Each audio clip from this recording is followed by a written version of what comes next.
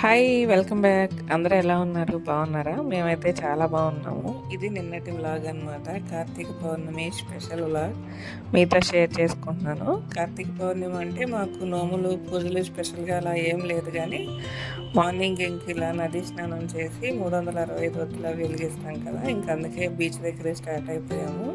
స్నానం చేసి వద్దామని 4:30కి అలా బయలుదేరాం అనమాట. అక్కడికి వెళ్ళేసరికి 5:15 అలా అయిపోయింది.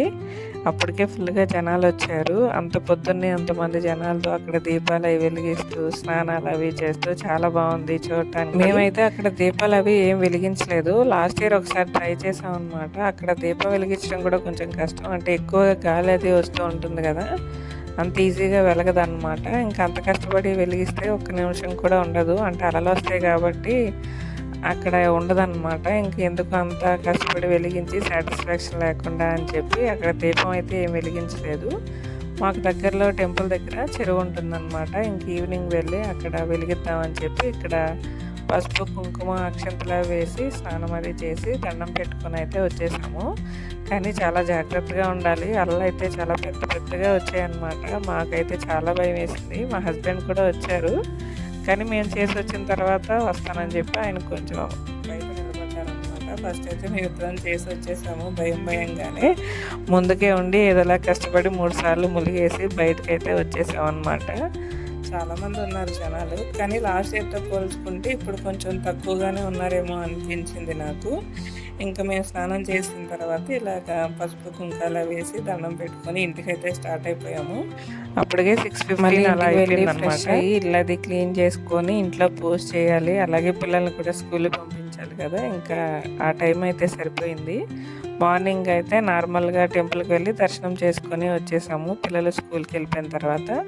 ఈవినింగ్ అయితే అందరం కలిసి వెళ్ళొచ్చు కదా, 365 ఒత్తులు ఫ్యామిలీతో కలిసి అలా మంచిగా సెలబ్రేట్ చేసుకుందామని చెప్పి మార్నింగ్ ఇంకా ఏం చేయలేదన్నమాట. ఈవినింగ్ పిల్లలు స్కూల్ నుంచి వచ్చాక వాళ్ళని రెడీ చేసేసి మేము కూడా ఇంట్లో పూజ అంతా కంప్లీట్ చేసుకొని మాకు దగ్గరలో ఉన్న టెంపుల్కి అయితే వచ్చాము. టెంపుల్ దగ్గర అయితే ఎంత బాగుందో, చుట్టూ దీపాలతోటి ఫుల్గా జనాలతో మంచి హడావిడిగా అనిపించింది. ఇంకా మేము చెరువు దగ్గర అయితే దీపాలు వదిలిపెట్టడానికి వెళ్ళాం అనమాట. ఇక్కడ అంతా పెద్ద టాస్క్ అయిపోయింది, అంటే అక్కడ వెలిగించడమే కొంచెం కష్టంగా ఉంటుంది. అది కాక అరటి డబ్బా వెయిట్ ఎక్కువ అయిపోయింది అనమాట.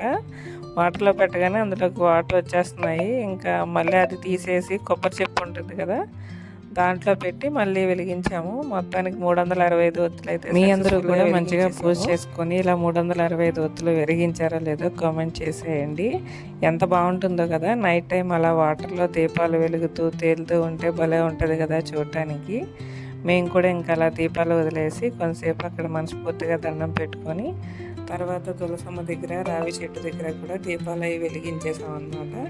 టెంపుల్కి వెళ్తే ప్రతి దగ్గర దీపం వెలిగించకపోతే సాటిస్ఫాక్షన్ ఉండదు. అన్ని దగ్గర దీపాలు వెలిగించి అప్పుడు దర్శనం చేసుకుంటే మనసుకి ఒక సాటిస్ఫాక్షన్ అనమాట. మొత్తానికి మేము ఇంకైతే అన్ని దగ్గర దీపాలు వెలిగించేసి దర్శనానికి వెళ్ళాము. దర్శనం అయితే చాలా బాగా జరిగింది.